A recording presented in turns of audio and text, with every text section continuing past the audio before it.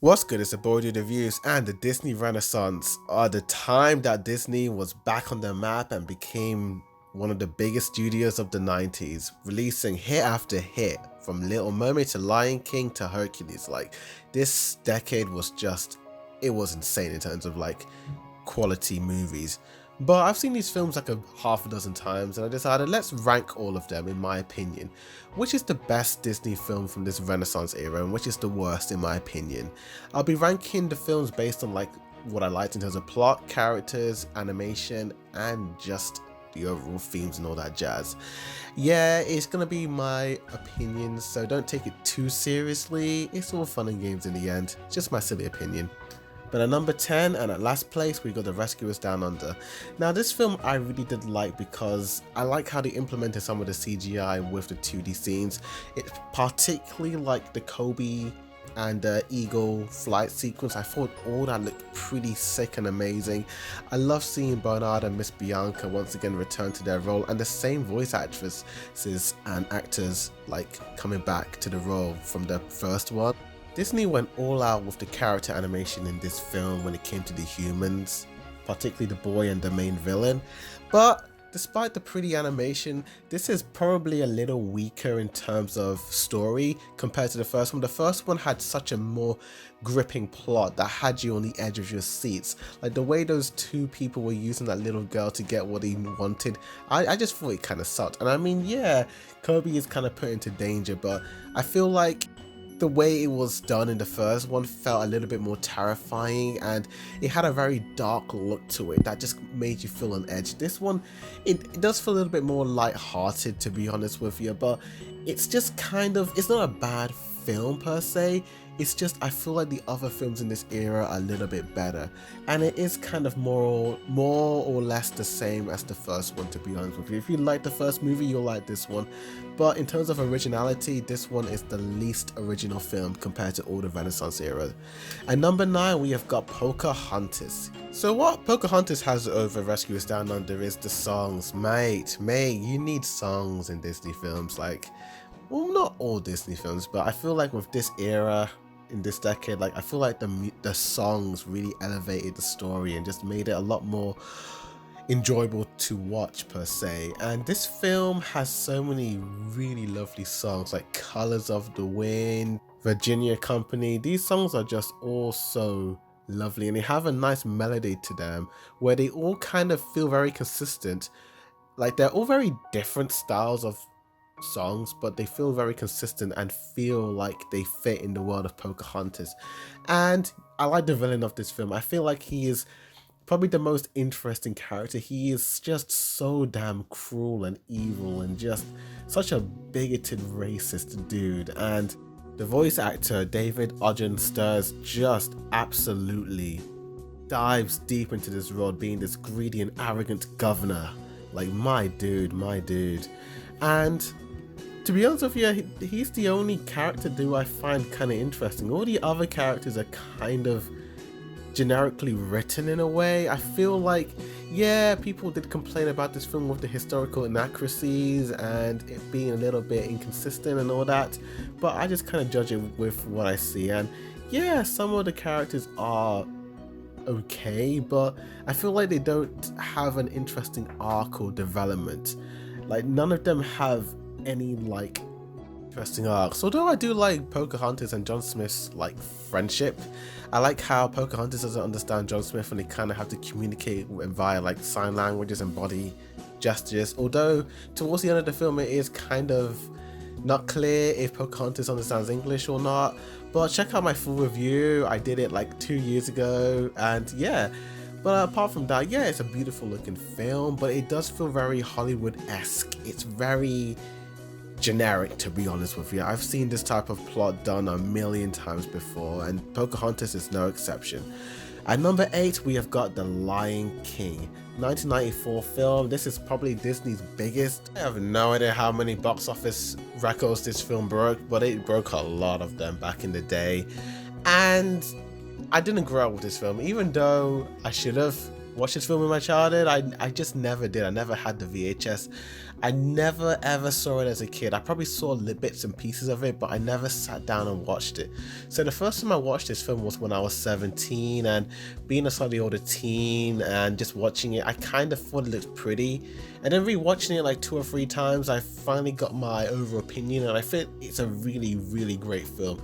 It's beautifully animated. The characters are so great. Simba's journey, him trying to forget the past and just kind of like let bygones be bygones, but him realizing that he has to kind of like confront the past in order to help people closer to him. I thought that was so great. Timon and Pumbaa, funny guys. Rafiki is a crazy Looney Tune, that dude. Scar, he's a vicious and cruel villain. I love that dude. I love his design as well. He's just so skinny and dangly and just creepy like a spider, this guy. And that grand circle of life opening in the beginning with Elton John was just so great. It was probably the best part of the film, to be honest with you.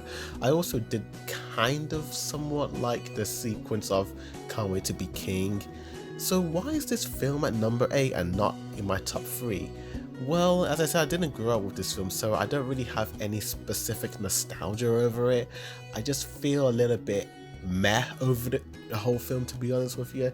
It's a great film, don't get me wrong. It's probably the best looking Disney film I've ever seen, but it isn't my favorite. I wouldn't even put it on my top 10 just because I'm just not a fan of the songs. Like, yeah, I do like the animation sequence of Can't Wait to Be King, but I'm just not a fan of the vibe and the theme and the style of music in with the other songs, to be honest with you. I just don't think it's a very appealing song choice, in my opinion, because the other Disney films have really like ear candy songs with the other Disney movies, but with this one, like, none of the songs kind of stick out to me. Circle of Life is the only one, but the rest are kind of very Saturday morning cartoon style of music. And I guess as a kid, I did watch the Land Before Time TV show, and a lot of their songs are very similar to The Lion King, and I watched that show first. So whenever I do watch this film, I'm reminded of that Land Before Time TV show, so I feel like it doesn't feel that special to me. I feel like if they cut all the songs out and just had the Circle of Life, I think this would be a much stronger film. I don't think it needs the music, to be honest with you. I do watch it just for the plot, but yeah, the songs just really put a damper on my enjoyment of The Lion King, and I just don't have any nostalgic feelings or memories of this film, and I just find it to be just another ordinary Disney film. But it's not a bad film. It's a pretty good film, but not my favorite. At number 7, we have got the one and only Aladdin. Robin Williams. Enough said. This dude did a phenomenal job on the voice acting of the genie. I really love the character animation on the genie, like how fluid it looks. I really like the art style as well, how it has those very curvy outlines, which really works. I love Jasmine. She's a really strong character. I love Jafar. He's just this evil guy, and he's just such a menacing villain. His design is so cool. All the song sequences of this film are just so great to watch, and all the songs are so catchy. A Whole New World, Never Had a Friend Like Me, just all these really, just especially One Jump, I love that song as well. They're all really great and just phenomenal, to be honest with you. But after a couple of rewatches, I have to admit, it's not as great as I remembered. And apart from like the musical scenes, like the song sequences, I feel like the rest of the film is kind of a drag to watch. Whenever I rewatch this film, I tend to just watch it for the songs, but I never really watch it for the plot, and I just kind of feel like the plot it's not a bad plot. I just don't find myself as engaged to this plot as other films. It doesn't really hook me in. Check out my full review out as I do a full down breakdown of this film. At number 6, we've got Tarzan. So with Tarzan, I've watched this film and I've reviewed it. Check my full review of this film. It's pretty good. And yeah, I like this film because of the character animation. I feel like out of all the Disney films in this Renaissance era, it probably has the best character designs and animation out of all of them. In terms of like character like drawing, I feel like it's the best looking one out of all of them.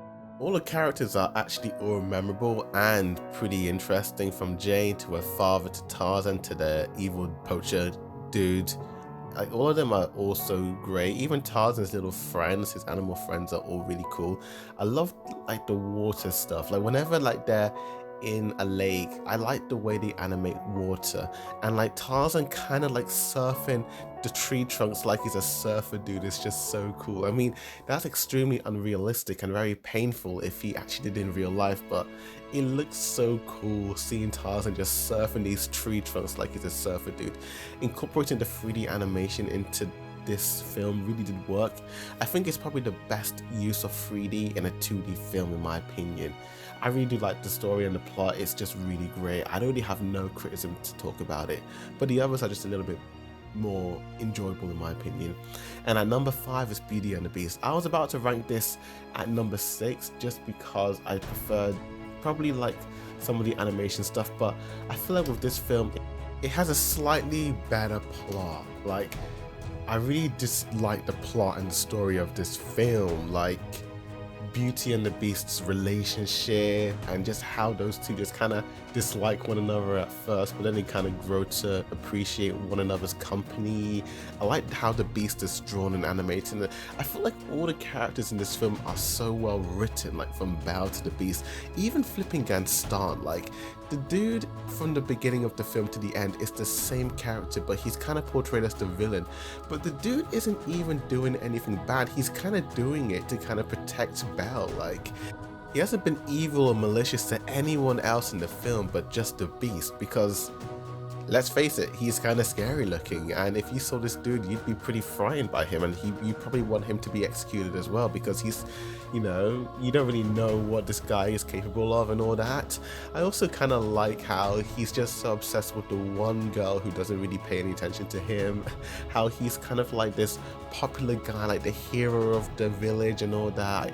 I kind of like how he's kind of like seen as this really cool, suave guy. He's not a bad person. I don't think I've ever seen him do a single thing bad. He's just a bit arrogant, and I think that's what makes people dislike this character. But I think he's a well-written character, to be honest with you. All the little household objects in the film where Belle goes to the Beast Castle are also great and fun. I love the little song sequence of Be Our Guest. It looked beautiful and gorgeous. The live action remake doesn't hold a candle to, no pun intended, to this film, because this film is just beautiful and a masterpiece. All the songs are so great in this film as well, and not just the songs but the OST. Like, my dude, that OST is so great. But I feel like the reason why I just don't put this film that high is that I kind of wish the ending was a little bit more realistic or a bit darker. I kind of wish probably the Beast died, or maybe he didn't turn into a human but stayed as a beast forever, because let's face it, he was kind of a jerk before he became a beast, you know. I mean, he doesn't deserve it, but you know, but still, it would have been an interesting like twist on it if he had still stayed like a beast. But it's a Disney film, it's a fantasy, it's a fairy tale, and you gotta, you know, please the crowd. It is what it is. And number 4, we got The Hunchback of Notre Dame. Yeah, this film is possibly Disney's darkest film since The Black Cauldron, but I feel like it is probably number 1 in terms of the darkest film. Like, man, I feel like just the themes of this film, like Count Frollo as a character, like his lustful feelings towards Esmeralda and him singing that Hellfire song, and all that was just so, like, damn, this is for adults, dude. Like, the way he's sniffing up Esmeralda in the church, I thought, man, is this appropriate for kids? Like, yeah, this film gets a bit dark. And I really love Quasimodo as a character. You just kind of relate to this guy, like, damn, you feel bad for him. You just want him to just have a good day and just for him to be part of the crowd. He kind of reminded me of Naruto at times, how the whole world just kind of like revolts him for who he is as well, like, instead of for what he is instead of who he's meant to be on the inside. Like, I really loved all that. And Esmeralda, she's just a cool character. Like, her design, her as a character, just so cool and awesome. Very surprisingly, the main character doesn't end up with the female in a Disney film, which is a bit surprising there. I mean, damn, son. Another stuff I like about this film is the way it looks. I feel like out of all the Disney films I've seen, this is the most grandest looking film. It feels big. Like, when you're in Notre Dame and you like the camera is sweeping through the city, and like, because it's in 3D sometimes and then it kind of makes it with 2D, it gives it this whole different depth. It feels so grand, particularly that final act. Like all of that just felt like, whoa, I could see that myself watching this in the cinema. It felt so damn grand. All the songs were just so amazing. Like I feel like every single song just hits, and the OSTs are all great, and man, just damn. I feel like one of the best looking sequences is definitely Hellfire. Like, man, when you see that song, it's just damn.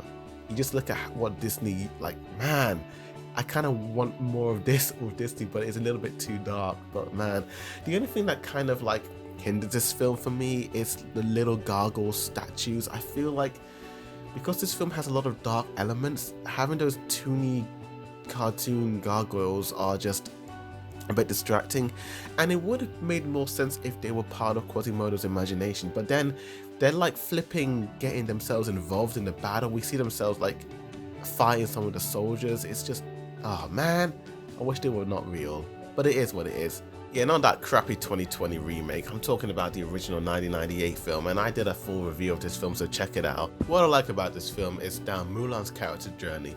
I like how they don't overemphasize that, oh, she needs to be perfect, she needs to have superpowers like the original, like the remake one. No, she's human, and I like how we see this natural growth of her, like just kind of like, you know, being a normal person, just being involved into this like war, but we've seen her grow and get stronger and just be so brave and very cunning as well, very cunning. And really like the three trio dudes, like I'll show the picture up, but yeah, those guys are just really fun to watch, and I like how they grow alongside Mulan and build that trust and that bond. I like all the characters, I like the leader. I even like Mushu in this film. Like I think he's funny, you know, but a lot of people don't like him. I feel like he adds a much needed, you know, comedic moment. The cricket, however, I guess with the cricket he kind of plays off him, which adds to the comedy. I feel like I prefer this kind of comedy duo over like maybe Timon and Pumbaa or the Gargoyles and Hunchback of Notre Dame, just because they're just so damn funny, you know. That like Mushu, Eddie Murphy is just such a funny guy, to be honest with you. You can't help but crack up laughing whenever you hear his voice. And just the whole story of this film is so grand and epic, to be honest with you. It's just got this like, it just feels big, and it just feels like you're part of something amazing and beautiful. And check it out. And number 2, without a doubt, is The Little Mermaid. Now, I've done my full review of this film, so I highly recommend you watching that review. But yeah, this is probably one of my favorite films of the fairy tale canon, just because this film has a really good blend of action, adventure, comedy, drama, all in one little bow. Like, this film is so great. Ariel, Sebastian, Flounder, all really great characters, just fantastic. People kind of misjudge Ariel being like this very shallow girl who just wants to escape the water and just be a man, but no, she's curious. She wants to see the human world, to be honest with you, which, you know, she's just curious. And man, the scenes with her father Trident, it's just so intense, you know, and like how he's just destroying her little collection, and you just see the pain on his face because he's regretting it. And Ursula as the villain, man, like the way she's designed, like she's got this like, the way like her tentacles are kind of like drawn, they're very spiderly like, and it just makes you feel very on edge, to be honest with you. Sebastian and Flounder are just really two cool sidekick characters, and they're just really fun. This film has a lot of really funny scenes. Like, rewatching this film, I was kind of surprised as to how funny this film was, and this comedy worked as well. Like, I love the scene with the chef. It was just really great, and Ariel just trying to like she using the fork to comb her hair, and the dudes are just looking at her like she's this Looney Tune, was really cool and all that. Also the songs, man, you gotta talk about the songs. All the songs just flipping hit, whether it's Ariel's emotional and part of your world, or the fun and vibrant Under the Sea song, or the very funny but yet kind of romantic scene with Kiss the Girl. Like, all of these songs hit, all of these moments hit, they all hit. Ursula's song is a bit meh, but I still love it. I still love the OST and like the way this film looks, to be honest with you. And yeah, great film all around. Coming in at number 1, without a doubt, is Hercules. And this film, when you're talking about like very nostalgic Disney films, this one hits. Like, this is probably the most rewatched film out of any Disney film that I have ever seen. This film I have watched so many damn times, and every time I watch it, it's like the first time rewatching it, watching it for the first time. If you check out my full review, you probably know that from the animation to the comedy to the villain to the hero, everything about it, I'm a sucker for these Zero to Hero stories, and they're just really great. Like, Hades is such a really maniacal, but he's a very evil but yet very funny villain. He kind of has this very game show-esque, host-esque type of personality, but he has such anger management problems, and Pain and Panic are two very funny side characters, and you kind of feel sorry for them. They're very pathetic looking, and you just feel very bad for them in a way. I love Hercules, Phil Lati, voiced by Danny DeVito. Perfect voice for that character. Like, all his scenes are just so funny with Pegasus. Megan, oh, she's fun. She's quirky. I like her song. Every single song in this movie is just such a ball to listen to. Like, you can listen to these songs over and over again. I think the grandest song is Go the Distance. It's just such a breathtaking film, and it really like shows you like, wow, this is what Disney's all about. I really appreciate how they used live action reference footage for some of the musical sequences, like the muses, the Zero to Hero. They actually got actual actors and performers to actually perform the actual song so that they can use it for the animation. That's why the animation looks so grand and fluid at times, because they actually had reference to look from, which was just, it added just another dimension to this. The 3D aspects of the film was also really good, like the Hydra scenes. Like, even though the CGI is a bit dated, it still looks really cool, and it has this very creepy look to it that really adds a different vibe to the whole thing, to be honest with you. Hercules is just a wonderful, just fun film, and if there's a Disney film I'd ever rewatch over and over again if I'm bored or just have nothing to watch and I have a choice to watch a Disney film, I will always put this on within a heartbeat, because this film fails to bore me. Like, every time I rewatch this film, it's like watching it for the first time ever. And it's just the same with the rest of the other Disney Renaissance films, and this is why I like the Renaissance era the most, because these films have such a very distinct, each and every one of them have a distinct look to them. They all feel very original and different. They don't feel carbon copies of any films we've seen in the past. All the characters of each of these films are unique and different. They've got very vibrant color schemes and great animation, great direction, great character designs, and love the songs in this era. Definitely my favorite Disney era of all of them. But tell me in the comments down below if you like the Renaissance era. Did you like it? Did you hate it? Did you like this video? Did you dislike this video? So my opinions, and yeah, tell me in the comments what is your favorite film from the Disney Renaissance era. And yep, like this video, subscribe for more movie reviews and Disney and all that jazz. With that said, thank you for watching, and as always, Boarded Reviews signing out.